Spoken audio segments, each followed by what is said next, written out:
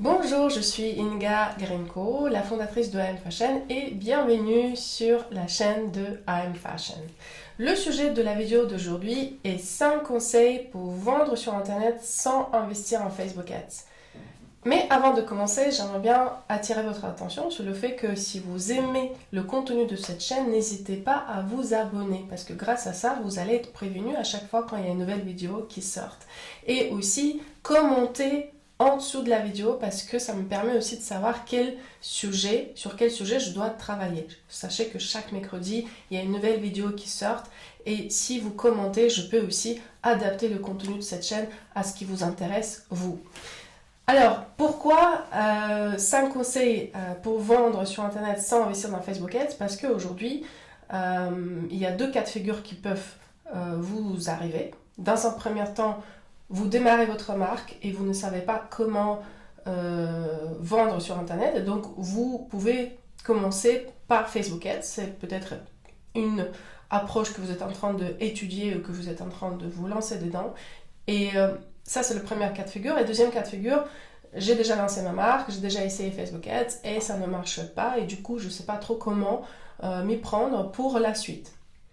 Alors, les 2 cas de figure que je viens de mentionner, première, ne vous précipitez pas sur Facebook Ads. Et donc, si vous êtes en train de lancer votre projet de marque, ne pensez pas que Facebook Ads va vous apporter beaucoup de clients, beaucoup de trafic et faire en sorte que vous faites les ventes. Facebook Ads, c'est quelque chose qu'on utilise à la fin du processus d'installation de la marque sur Internet. Ça veut dire à partir du moment où vous avez prouvé que votre site marche, que vous avez bien la cliente idéale identifiée et que votre produit plaît, à ce prix-là auquel vous proposez, vous pouvez commencer les Facebook Ads, mais pour ça, il faut avoir au moins 10 ventes par mois de manière organique sur votre site. Si vous n'êtes pas à ce stade de 10 ventes par mois organiques sur votre site, je vous recommande de ne pas vous précipiter dans le Facebook Ads et essayer de développer votre marque par d'autres moyens. Et c'est justement le sujet de cette vidéo aujourd'hui.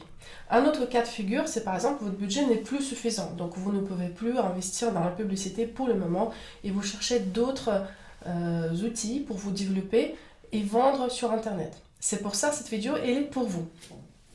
Regardons de près ces 5 conseils que j'ai envie de vous donner aujourd'hui. Le premier conseil, c'est les collaborations. Les collabs, comme on dit dans la mode. Pourquoi les collabs c'est important? Parce que tout simplement en utilisant la présence digitale d'une autre marque, vous pouvez vous positionner sur Internet.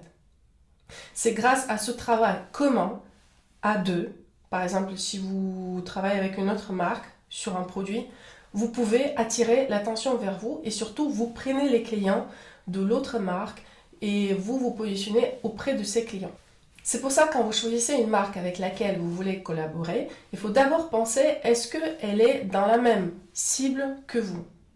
Parce que vous, ce que vous allez faire avec cette collab, vous allez attirer ces clients vers vous. Donc vous allez par exemple utiliser sa base mail ou sa présence sur Instagram pour attirer plus de followers sur votre Instagram. C'est pour ça qu'il faut vraiment bien stratégiquement choisir une marque avec laquelle vous voulez collaborer.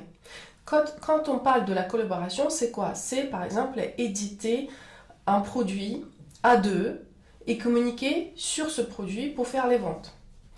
Quand je dis éditer, ça veut dire que vous pouvez co-créer le produit, co-financer la production et puis faire du marketing à deux pour faire les ventes de ce produit.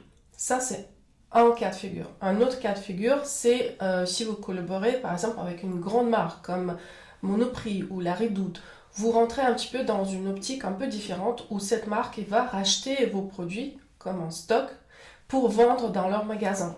Et donc c'est un autre type de collaboration qui est très bénéfique pour vous, pour votre présence digitale et en même temps vous faites des ventes type wholesale parce qu'une grande marque va racheter le stock chez vous. Il y a plusieurs approches. Ce qui compte, c'est que vous n'êtes pas seul en train de développer vos ventes en ligne. Vous mettez un effort, vous faites un effort en commun pour développer vos ventes. Donc pour attirer des clientes de chacune des marques vers vous. Quand une collab est faite avec une marque connue, c'est bien évidemment beaucoup plus bénéfique pour vous parce que vous commencez à vraiment attirer beaucoup d'attention vers vous. Quand c'est une collab entre les marques plus ou moins au même niveau, c'est beaucoup moins évident d'être visible, mais en même temps, vous pouvez toujours profiter de bases de clients, de l'autre marque, de récupérer ses mails ou de récupérer un petit peu de ses followers sur votre compte Instagram. Il y a plusieurs scénarios possibles, mais c'est un des scénarios qu'il faut privilégier quand vous n'avez pas de budget pour financer vos Facebook Ads ou quand vous vous lancez et que vous n'avez pas encore commencé Facebook Ads. Les collabs, ça permet de créer du trafic sur votre site, de la visibilité et faire des produits en commun créatifs qui peuvent aussi attirer les personnes qui vous connaissent ou les personnes qui ne vous connaissent pas encore. Deuxième sujet sur lequel vous pouvez travailler, c'est des emails. Les emails, pourquoi c'est important? Parce que c'est une source de vente. C'est une source de vente organique. On n'a pas besoin d'investir d'argent si on fait des emails parce qu'il faut juste un petit peu de créativité. Pensez quel type de produit votre client a besoin aujourd'hui en fonction du contexte d'actualité. Par exemple, s'il y a des fêtes de mer qui s'approchent, s'il y a des vacances qui s'approchent, sur quoi je peux communiquer, quel type de sélection de produits je peux le faire. Souvent, les créateurs me disent je ne peux pas trop envoyer de mails parce que ça dérange les gens. Alors là, c'est une mythe que j'ai envie de tout de suite vous dire non, c'est une mythe tout simplement parce que si vous n'envoyez pas de mail, vous cassez la relation que vous pouvez avoir avec les gens. C'est comme si c'est des liens d'amitié. Donc si vous n'êtes pas en communication avec des personnes avec qui vous avez l'amitié, ça va être compliqué un jour de leur dire tiens, j'ai une vente dans mon pop-up store. D'accord? Ça fait trop froid quand même comme relation. Si en revanche vous êtes en contact constant, si vous êtes en contact constant avec les gens, chaque fois que vous envoyez un mail sur les ventes ou une transaction à faire chez vous, c'est beaucoup plus naturel comme relation, n'est-ce pas?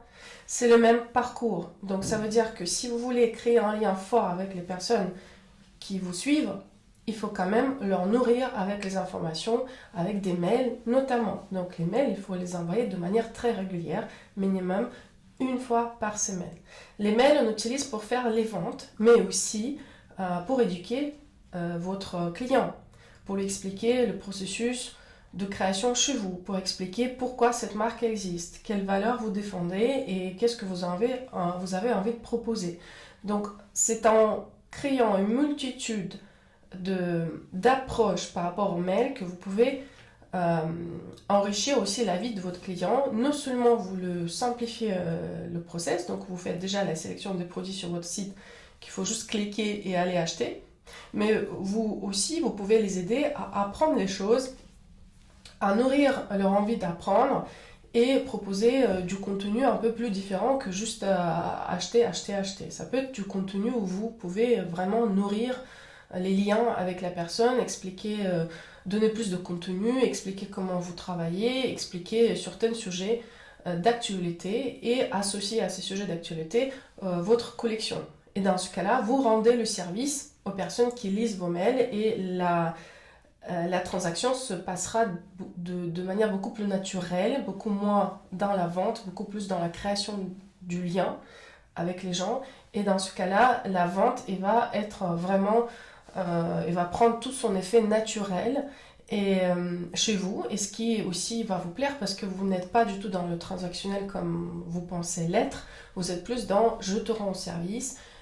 Voilà comment ça marche, voilà l'effet d'actualité et comment toi tu peux en profiter. Donc c'est win-win. Pour eux, c'est bien parce que ça leur fournit de l'information. Pour vous, c'est bien parce que vous créez les liens avec les personnes. Et donc les emails, il faut vraiment les privilégier comme une source de vente et aussi de contact avec vos clients et ne pas oublier et surtout rendre ça de manière systémique chez vous. Envoyer des mails chaque semaine. La troisième manière de développer vos ventes sans investir dans la Facebook Ads, c'est les ambassadeurs. Ça veut dire que ce sont des gens qui connaissent votre marque et qui vont communiquer sur la marque dans leur entourage.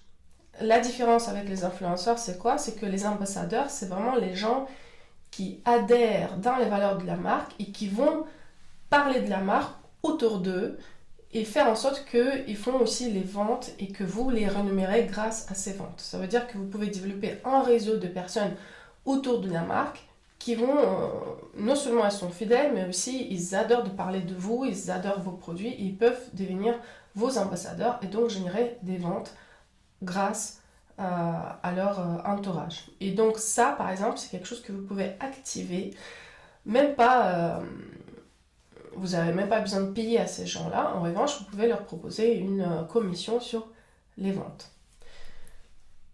Le live shopping. Live shopping, pourquoi c'est intéressant? Parce que non seulement ça vous permet d'animer votre compte Instagram si vous ne savez pas quoi mettre sur votre compte Instagram, mais aussi c'est une manière de créer les liens avec les gens qui vous suivent. Le live shopping, elle va remplacer en quelque sorte le shopping physique parce qu'aujourd'hui, si on achète sur Internet, on ne peut pas toucher le produit, on ne peut pas le voir, on ne peut pas forcément essayer. Et donc, si vous faites du live shopping, vous pouvez aider aux personnes à se projeter dans votre produit, voir comment ça se porte sur les autres, montrer aussi l'aspect physique, par exemple, du tissu, comment la pièce elle était montée, comment on peut mixer cette pièce avec d'autres pièces. Et le live shopping, ça devient un vrai instrument de vente sur le digital et en même temps ça aide les personnes à se projeter dans le produit que vous proposez. Le live shopping, ça permet de créer aussi un aspect nouveauté. Ça veut dire que si vous avez une nouvelle collection qui se lance, on peut absolument présenter cette collection par le biais de live shopping, ce qui va permettre de déjà installer le ton de votre nouvelle collection, montrer avec quoi il faut porter les pièces et surtout présenter les nouveautés et ainsi attirer plus de ventes vers vous. Donc le live shopping, c'est quelque chose que vous pouvez vraiment mettre en place chez vous dès aujourd'hui, et si vous n'avez pas beaucoup de personnes qui vous suivent, c'est pas si grave, vous pouvez toujours commencer en petite communauté, prévenir en avance que vous allez lancer les sessions de live shopping et quand ça va se passer sur votre compte Instagram par exemple, puis animer, et puis vous allez voir, vous allez faire toujours quelques ventes, 1, 2, 3, 4 ventes, peut-être plus, mais ça reste toujours quelque chose qui déjà va vous animer parce que vous allez passer votre énergie, comment vous aimez votre produit, et ça va se sentir de l'autre côté de l'écran.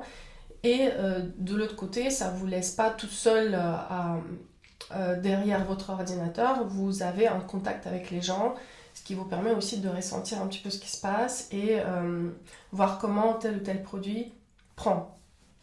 Est-ce qu'il y a des ventes ou pas?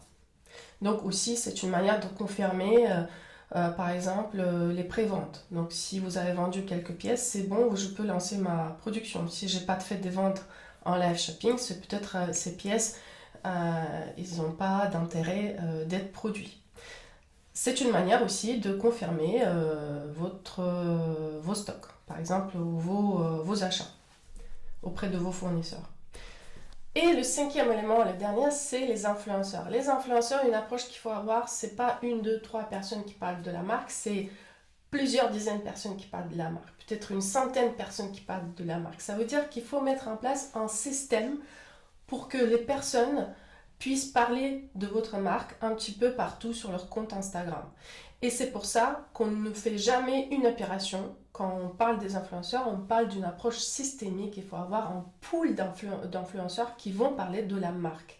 Et l'intérêt de ça, c'est quoi? C'est omniprésence, une visibilité globale sur la marque. Et dans ce cas-là, vous n'avez même pas besoin de payer les Facebook Ads, alors que vous avez votre pool d'influenceurs à qui à un moment donné il faudra quand même payer parce que vous ne pouvez pas à chaque fois faire les posts gratuits, mais au démarrage quand la marque se lance, vous pouvez toujours négocier en deal, en win-win, une situation win-win dans laquelle chacun se retrouve pour avoir des stories et des posts gratuits, mais plus tard, une fois que vous avez bien confirmé qu'il y a du trafic, qu'il y a des ventes grâce aux influenceurs, vous les rentrez dans votre pool d'influenceurs et vous commencez vraiment utilisez ce pool à chaque fois quand vous lancez une nouvelle collection. Dans ce cas-là, les ventes vont être naturellement et vont suivre à chaque fois parce que vous allez avoir plusieurs personnes qui parlent de vous et vous allez créer une sorte de omniprésence de la marque sur les réseaux sociaux. Donc les influenceurs, c'est quelque chose, même si aujourd'hui vous avez l'impression que ça ne marche pas parce que vous avez essayé 1 ou 2 fois, les influenceurs, c'est quelque chose qu'il faut vraiment mettre en place de manière systémique. Il faut avoir beaucoup de personnes qui parlent de la marque et pour ça, même si ça vous paraît aujourd'hui quelque chose complètement atteignable. Pour ça, il faut juste mettre en place un système et faire en sorte que ça devienne important. C'est pas un, deux, trois influenceurs, c'est vraiment plusieurs centaines de personnes qui vont parler de votre marque. Et là, ça commence à prendre. Et là, vous faites des ventes non-stop grâce à ça. Voilà les 5 éléments que j'avais envie de partager avec vous. Donc, on a parlé de collab, on a parlé des mails, on a des emails, on a parlé des ambassadeurs, on a parlé de live shopping, et on a parlé des influenceurs. J'espère que cette vidéo a été utile pour vous. N'hésitez pas à commenter, envoyez-moi votre avis, qu'est-ce qui marche pour vous? Est-ce qu'il y a d'autres outils que vous avez utilisés et que ça marche pour vous en dehors de Facebook Ads? Encore une fois, Facebook Ads, c'est pas non plus, je ne suis pas contre Facebook Ads, pas du tout. Au contraire, je reste persuadée que c'est un canal d'acquisition de clients et une manière de faire aussi les ventes. En revanche, si vous n'avez pas de budget et si vous trouvez que ça ne marche pas pour vous, essayez les 5 choses que je viens de vous conseiller pour voir comment votre marque peut se développer différemment et surtout n'est pas dépendant d'un seul canal d'acquisition du client. Je vous retrouve dans la prochaine vidéo. Chaque mercredi à 8h du matin, on publie une nouvelle vidéo. Donc soyez présents, abonnez-vous à cette chaîne et posez vos questions. N'hésitez pas, je vais répondre à vos commentaires. Je vais répondre à vos questions juste après cette vidéo dans les commentaires. Je vous retrouve mercredi prochain. Ciao!